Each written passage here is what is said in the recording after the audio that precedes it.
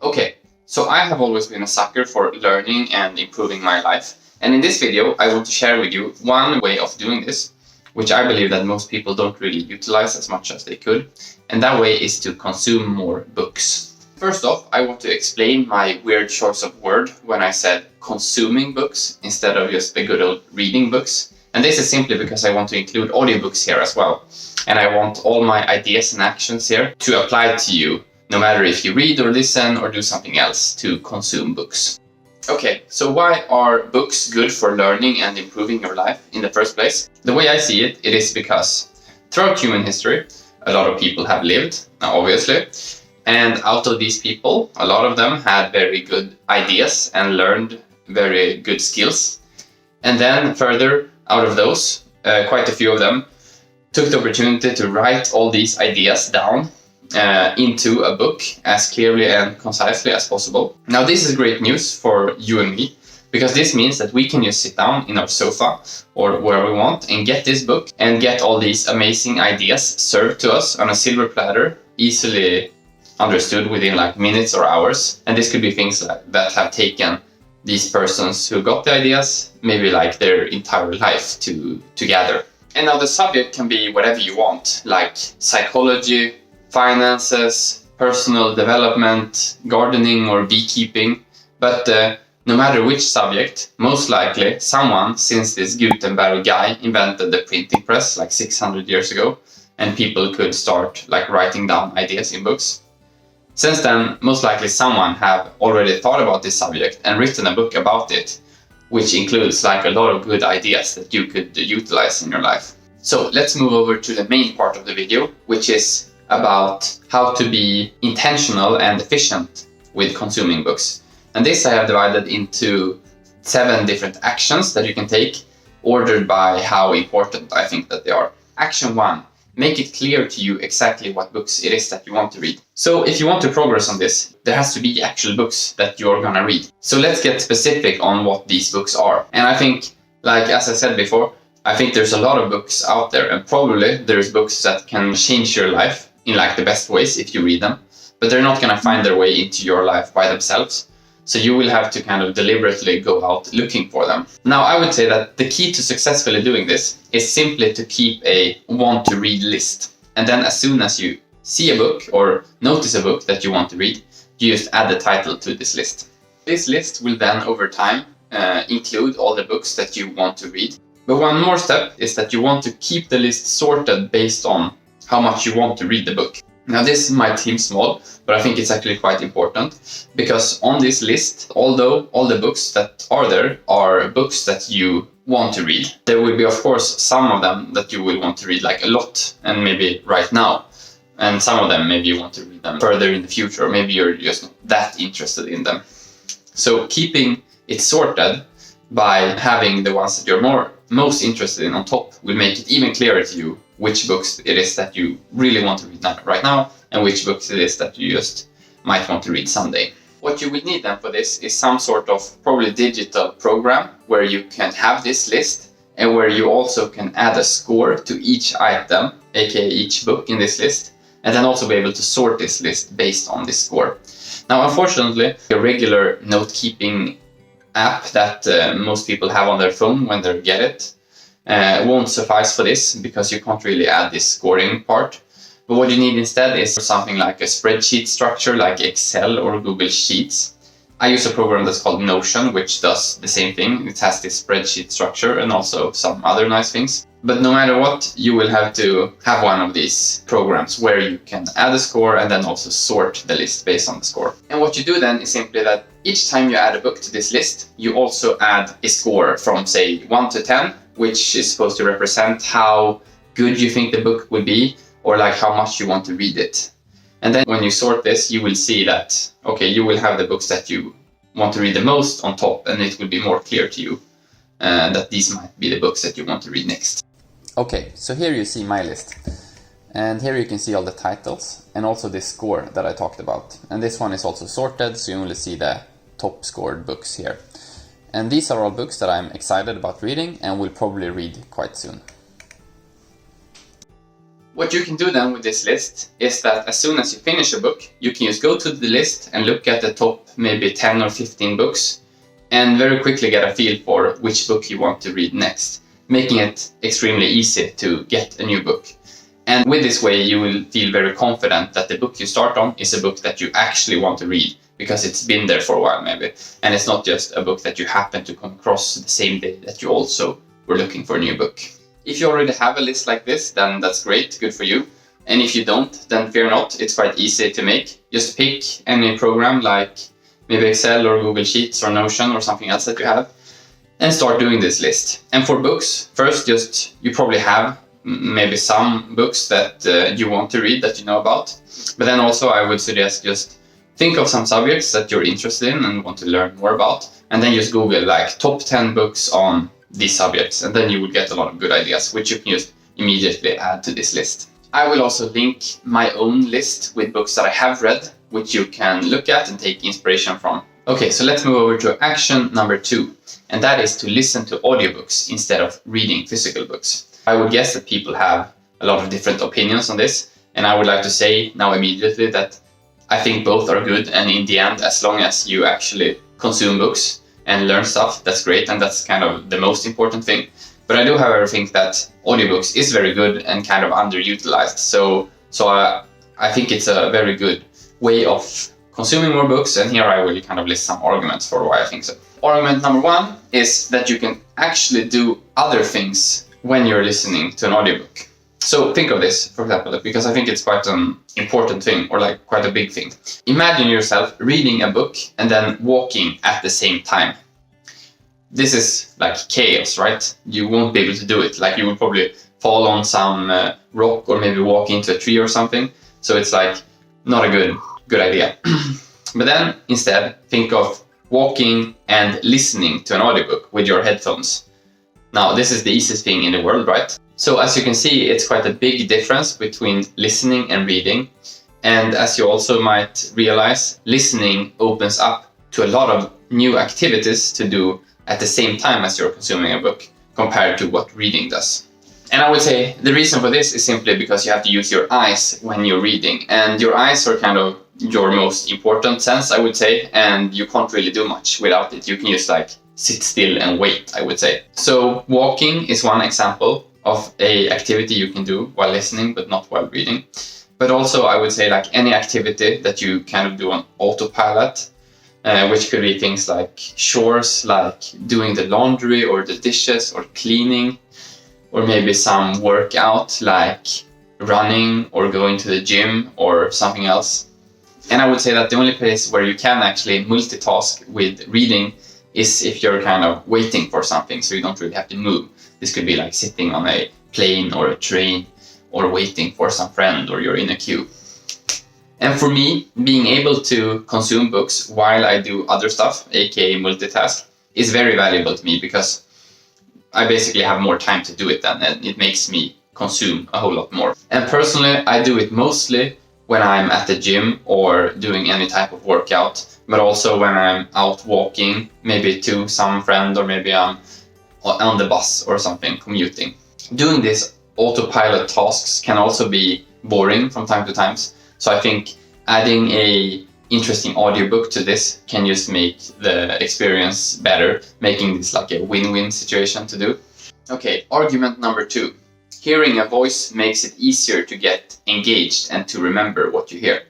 I feel like when I'm listening to an audiobook, I get more like engaged and inspired because I'm hearing an actual person's voice instead of just reading text. And I feel like at the end of a listening session, I feel much more inclined to think like, okay, I really want to listen to this more compared to when I'm reading a book. And I think a good analogy here is texting someone versus calling someone. Now, I use text quite a lot because I think it's convenient. You can just send it, it goes fast, and you can send it at whatever point, and then the other person doesn't have to respond immediately.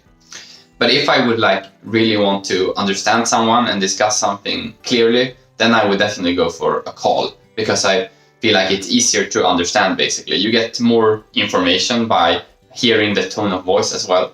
And I kind of feel like I connect more to the person and understand it more. And I would say that with books, it's basically the same thing, because that's also like a conversation, but just a one-way conversation where the author is trying to tell me something. Okay, action number 3. Make it clear to you exactly when it is that you want to consume books. Now, kind of the cost of reading books is the time you spend on it, I would say. And this is, of course, a shame that you have to spend time on it, but it's also very worth it, I would say.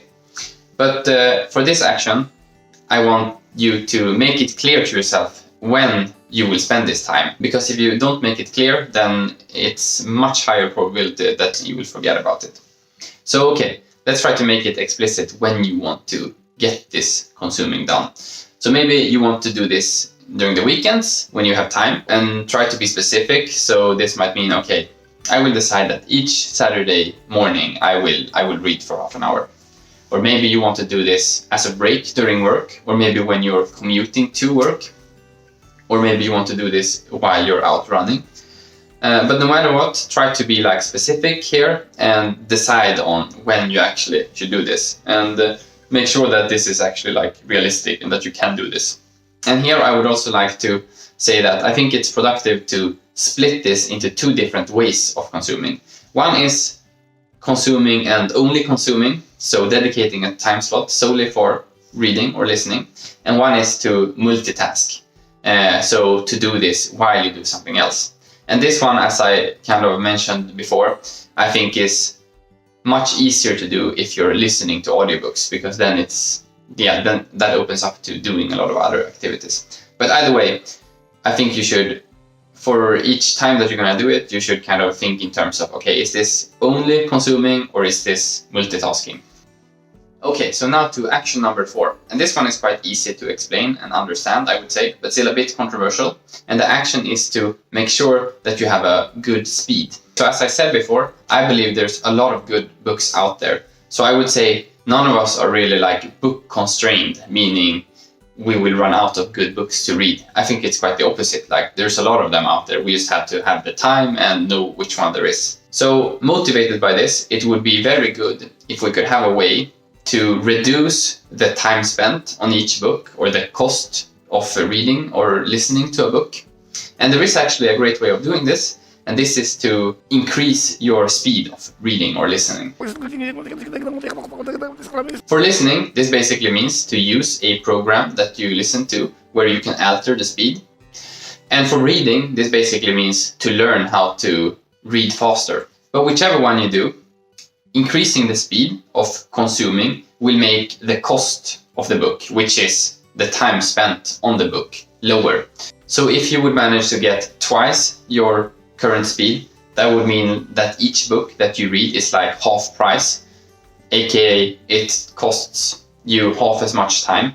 And yeah, you could see it in a lot of different ways, but this would mean that starting a new book would be twice as easy maybe. And also throughout your life, if you would have done this, you will always have been reading or listening to twice as many books as you would have otherwise. So if you could get this habit, it would help you a lot in your reading or listening. One very relevant thing here though, is that of course if you have too high speed, you will not understand shit of what they're saying. And this is also kind of a big deal. So this you have to think of as well. And what this basically means is that there is some sort of trade-off here with how much speed you can have and also how much you can understand. And I guess like in theory, this sweet spot of speed versus understanding could be like anywhere. But I would guess that for most people, it is like a bit higher than this 1x that you usually have. Either if it's listening, then the one that comes with the audio that you have. And if it's reading, like just your standard reading speed, if you didn't really think all that much on improving this. So I do think that increasing your speed will probably be good for you, but that doesn't have to be the case. But what does have to be the case is that being intentional with which speed you have can help you a lot. So if you want to increase your speed, whether it's reading or listening, you will have to put some time into learning this. And for listening, this basically means to just slowly increasing the speed and getting used to this. So I would say if you go from regular speed and then you take 2 or 3 times the speed immediately, this will feel quite weird because you're not used to it. But if you instead go for like you listen to one book at 1.2 speed and then another book at 1.5 and then at 1.7 and then at 2, and slowly getting used to this, I think this is kind of a good way to learn this. And when it comes to reading, this is a bit more effort, I would say, but still definitely worth it. And this would be basically to learn how to read faster, or how to speed read. And this, I know there's a lot of good guides out there on the internet, and I'm pretty certain that just like reading these very quickly, like maybe put in half an hour, and actually knowing what tips there are out there, and also just implementing them into your own reading, this will help quite a lot. The curve for learning here is like very steep in the beginning. So just look on the internet after speed reading guides and you can improve your speed a lot, I would say. Let's move on over to action number 5. And that is to make sure you know where the books that you want to read or listen to are and how you can access them. So this is one potential blocker, that let's say you have this list that I talked about in action 1. So you know exactly which books it is that you want to read, but you just don't know how to access them. Maybe you don't have them at home, or you don't find them on the internet or whatever. And this could be relevant both if you want to start a new book but don't know how to get the book, but also if you already started a book, so you know kind of how to access it, but you just can't access it right now. So maybe you have the physical book, but you have it at home, but you want to read it now when you're outdoors, but you can't.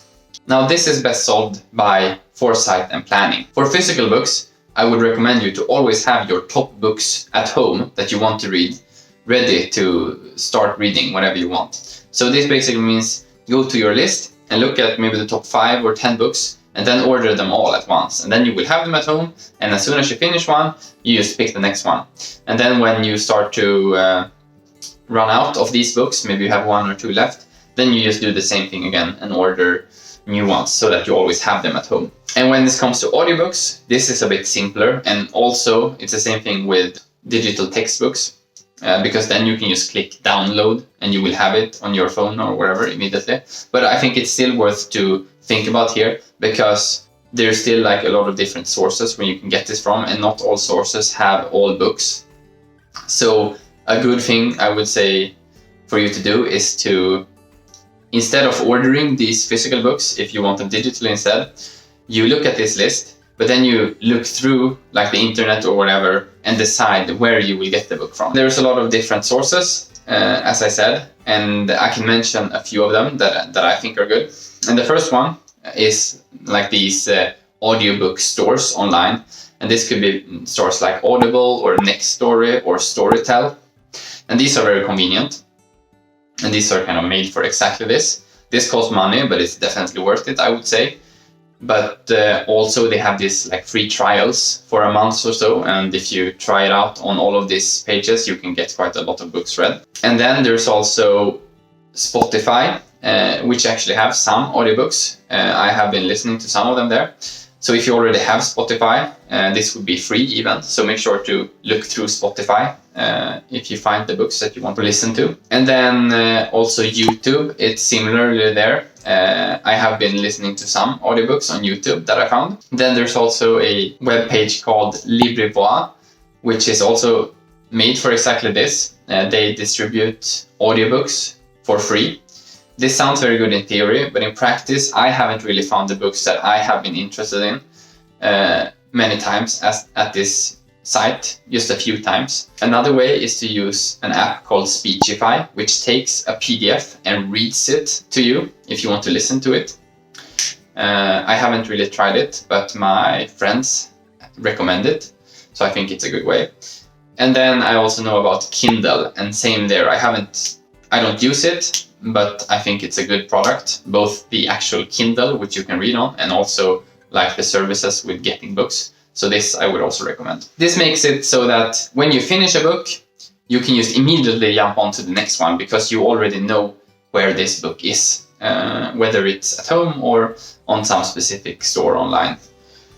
And I would also say that I think it's good to note this in your list that you have. This is how I do it, at least. So for my top books, I also do some research, and then I look immediately, okay, this one I find in Audible, so I will buy it from there. And this one I actually find on Livrevoix, so there I will get it for free. And this one I find on Spotify. And then I do this as a tag in my system, so then I can just look on it when I want to start reading a book, and I will know where I consume it immediately. Okay, action number 6, and that is to summarize your book.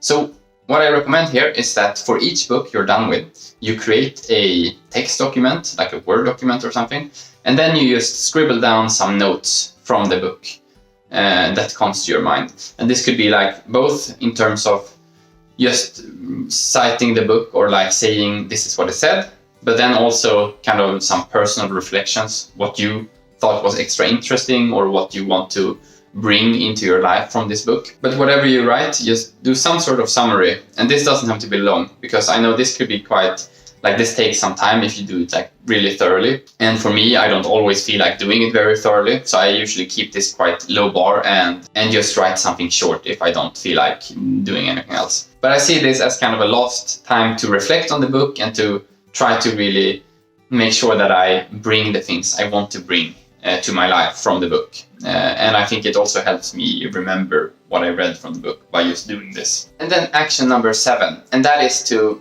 keep track of and score all the books that you have read. So this is a bit similar to the first action, but instead of books that you want to read, it's for books that you already have read. So I think this is great to remember, because like just a first thing to even remember what the book is about, of course you have to remember like the title of the book or that you actually read the book. And I think this is quite easy to forget. So having this also written down and looking at this list from time to time can be great for remembering. And here I would also recommend you to do this list sorted as well, so that you have basically your favorite books on top. So adding like a similar score of 1 to 10 and sorting this as well. Here is the full view of my books list. And here you can see the same list as I showed before with books that I want to read. But now you can also see the list of books that I have read. And now it's the same structure, with the only difference being here I also added a score that says how good I thought the book actually was, and then sorted this list on this score.